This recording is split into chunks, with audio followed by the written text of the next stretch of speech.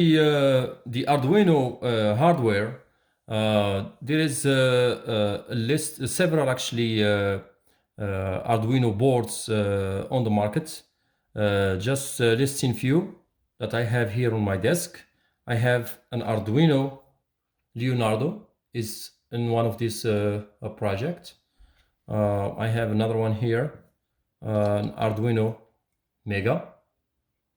It's the largest one I have. I have since Arduino is really an open source hardware software, so I have this one Arduino made by Uno made by Rex Kali. I tested, it's good, it's no problem. I have in one of other projects I made for heart monitoring device. I used Arduino Uno, and I have small ones. I have the Arduino Pro Mini. This one you can see it's very small, and it doesn't have a USB interface. So you really, to program this one, you need an FTDI model like this. To connect it, you have to put header pins here, and you program it with this device. So when you need like a small board, maybe this is the way to go, using something like Arduino Pro Mini. I have here also an Arduino Nano. This one is small also, and it has USB, so you can use this USB to program it also. Okay, so you don't need an interface for this one. The one we're going to be using in the workshop, it's very similar to Arduino Uno. It's just made by a different company. I tested it works great, no problem with that. But since the popular one is Arduino Uno, I'm just gonna go over briefly different part that you need to know. So you have here, you're gonna be connecting your USB to program this microcontroller.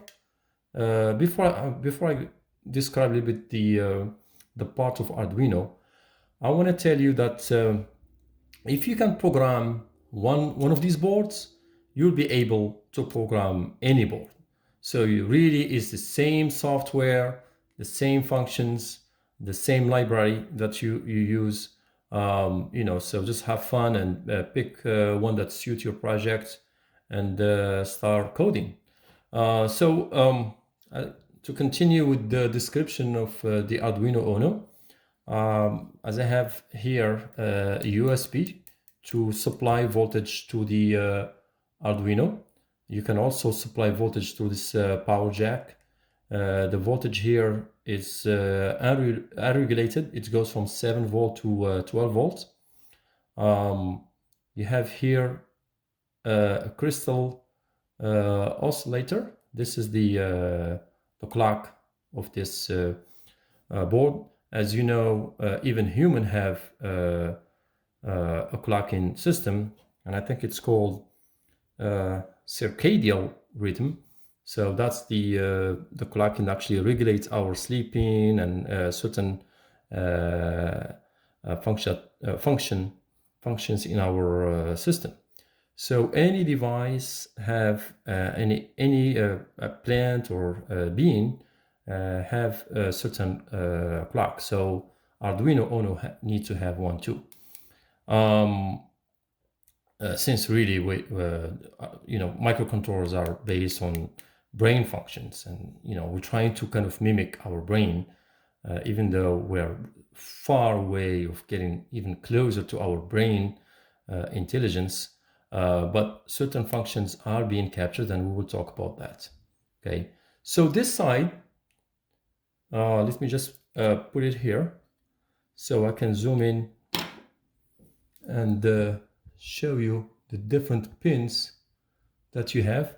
So from here, you have pin 0 all the way to pin 13. These are called digital pins, or GPIO. So here we have inputs and outputs. And some of them, you can see there is a tilde, like pin number 3, pin number 5, 6, 9, 10, 11. Means this pin, they can also program for input output of analog signal. Just for example, the radio, if you want to increase the volume, that volume doesn't go from just to state, it go gradually. So that's an analog signal you're capturing. Okay. We have also, just gonna flip it here so you can see the other side. This side here, we have inputs, analog pins. They go from A0 to A5. And this side is for power, like ground and different voltages. Like this one is 5 volts, 3.3 volts. Some project you might need to use 3.3 volts instead of 5 volts.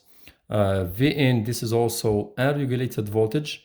If you don't want to use the power jack or USB, you can also supply voltage to this Vin pin, and it's basically go from 7 to 12 volts. And just to do a test about these pins, I have here a program that I'm gonna load to blink basically this LED here, light emitting diode, and and to distinguish between the positive and negative. The positive is always longer, and that's called the anode. And the flat side here, it's called the cathode, and it's shorter. Okay, so we're gonna stick this one to pin 13 and the negative side to the ground, and we're gonna try to flash this LED. Okay, why we're choosing the pin 13? Because pin 13 has a resistor, and we know to not burn the LED, we have to have some kind of resistor. So we're just gonna put it down here so you can see what I'm doing. And as I said, push this a little bit here. As I said, the long leg is gonna go to pin 13. So long leg is on pin 13 and the other leg is in the ground. So I'm gonna supply voltage using my laptop. And I think I already uploaded the program. So it flashes at a rate of 1000 milliseconds, which is like 1 second. Thank you.